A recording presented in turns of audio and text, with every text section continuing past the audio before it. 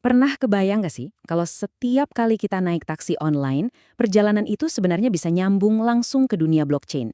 Nah, hari ini kita bakal bedah tuntas gimana caranya salah satu raksasa mobilitas di Asia Tenggara melakukan persis hal itu.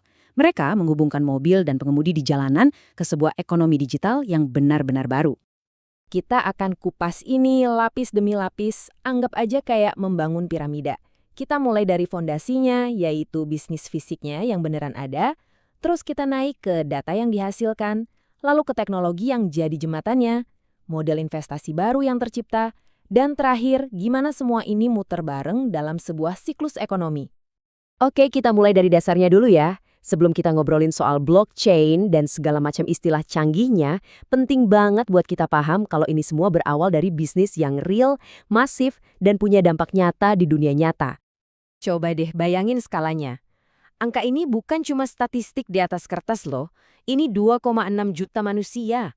Penumpang beneran yang setiap hari pakai tada buat berangkat kerja, ketemu teman, atau sekedar jalan-jalan. Inilah fondasi real yang kita bicarakan. Dan yang menggerakkan jutaan perjalanan ini siapa? Ada lebih dari 250.000 pengemudi. Mereka ini bukan sekedar angka, tapi mereka adalah jantung dari ekosistem ini. Ratusan ribu pengusaha mikro yang setiap hari bikin roda ekonomi ini terus berputar. Jadi, ada dua pilar utama yang menopang semuanya. Yang pertama, ada Tada, raksasa ride-hailing yang performanya gokil, bahkan bisa nyalip kompetitor sekelas Gojek di Singapura. Terus yang kedua, ada Onion. Mereka ini nggak cuma bikin kendaraan listrik masa depan kayak e-tuk-tuk, tapi juga ngebangun jaringan stasiun pengisian dayanya. Dua-duanya ini bisnis beneran yang menghasilkan duit beneran. Nah, dari semua aktivitas fisik tadi, jutaan perjalanan, ribuan kendaraan, ada satu hal super berharga yang muncul di era digital ini, data. Dan disinilah kita mulai ngebangun lapisan piramida kita yang selanjutnya. Konsep utamanya itu namanya DePIN.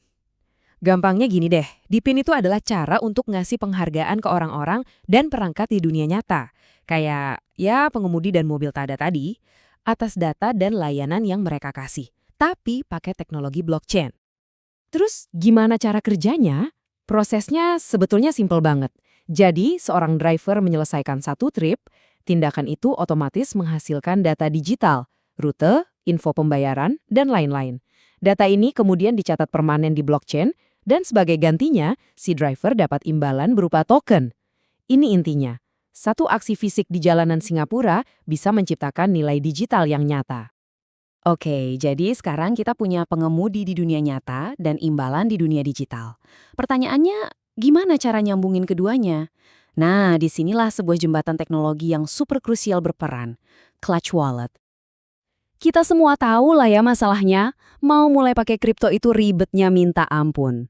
Mesti nyimpen 12 kata rahasia, tampilannya bikin pusing, risikonya gede pula. Ini jadi tembok penghalang buat orang awam. Nah, Clutch Wallet ini membalikkan semua itu. Udah lupain seed phrase yang bikin pusing. Pengguna cukup login pakai akun Google atau Apple mereka. Satu klik. Kalaupun lupa akses, sistem pemulihannya jauh lebih gampang. Ini adalah jembatan yang emang dibangun buat jutaan pengemudi di jalanan, bukan buat para master kripto. Alurnya juga dibuat simple banget. Driver ngumpulin poin TDA dari hasil narik, persis kayak program loyalitas biasa. Nah, lewat Clutch Wallet, poin itu bisa diubah jadi token kripto MVL. Coba bayangin, setiap perjalanan gak cuma ngasih penghasilan, tapi juga ngasih mereka secuil kepemilikan di dalam ekosistem. Ini tuh kayak ngubah poin frequent flyer kamu jadi saham di maskapainya. Begitu jembatan ini terpasang, kita bisa ngebangun sesuatu yang lebih gokil lagi di atasnya. Ini adalah tentang cara investasi yang benar-benar baru, yaitu investasi di aset fisik di dunia nyata, atau yang biasa disebut real world assets. Apaan tuh RWA? Gampangnya, bayangin kamu punya BPKB mobil, tapi BPKB-nya itu bentuknya digital, sebuah token unik di blockchain. Token itulah yang jadi bukti kalau kamu pemilik sah mobil itu meskipun mobilnya ada ribuan kilometer jauhnya dari kamu. Nah, disinilah kekuatan RWA benar-benar kelihatan. Konsep ini bisa mecahin dua masalah besar sekaligus. Di satu sisi, ada para pengemudi di Asia Tenggara yang butuh kendaraan, tapi kejebak pinjaman dengan bunga selangit. Di sisi lain, ada investor di seluruh dunia yang lagi cari peluang investasi baru yang berdampak. MVL hadir sebagai jembatan yang menghubungkan mereka. Kutipan ini ngejelasin modelnya dengan pas banget. Seorang investor dari manapun bisa beli e-tuk-tuk Onion secara digital, bukti kepemilikannya pakai NFT, terus disewain ke pengemudi TADA, dan dapat penghasilan pasif. Semuanya dikelola dari jarak jauh. Tentu pertanyaan terbesarnya, tapi ini aman nggak? Nah, disinilah pintarnya sistem ini. Risiko kredit nggak dinilai pakai cara lama, tapi pakai data performa si pengemudi di aplikasi TADA. Kalau ada masalah pembayaran, kendaraannya bisa dimatiin dari jarak jauh. Dan yang paling penting, bukti kepemilikan si investor itu abadi dan transparan, tercatat di blockchain lewat NFT. Sekarang kita sampai di puncak piramida. Gimana semua potongan puzzle ini, bisnis nyata, data, imbalan digital, dan investasi, nyambung jadi satu buat menciptakan sebuah sistem yang bisa terus tumbuh dan menghidupi dirinya sendiri. Jadi, semuanya itu berawal dari sumber nilai yang paling fundamental, keuntungan tunai yang dihasilkan dari bisnis fisik yang sukses. Sebagian dari profit real ini kemudian dipakai untuk membeli kembali token MVL yang beredar di pasar. Ini langkah yang krusial banget, karena ini menyuntikkan nilai dari dunia nyata ke dalam aset digitalnya. Token yang udah dibeli tadi nggak didiamkan begitu saja. Token itu disebar lagi ke dalam ekosistem sebagai imbalan untuk para pengemudi dan pengguna yang sudah berkontribusi. Dan inilah yang menutup lingkarannya. Imbalan digital ini memancing lebih banyak pengemudi untuk gabung dan lebih banyak penumpang untuk pakai layanan yang ujung-ujungnya bikin bisnis fisiknya makin besar. Dan siklusnya pun mulai lagi dari awal, tapi sekarang jadi lebih kuat. Jadi, inilah inti utamanya. Ini bukan lagi soal dunia fisik versus dunia digital.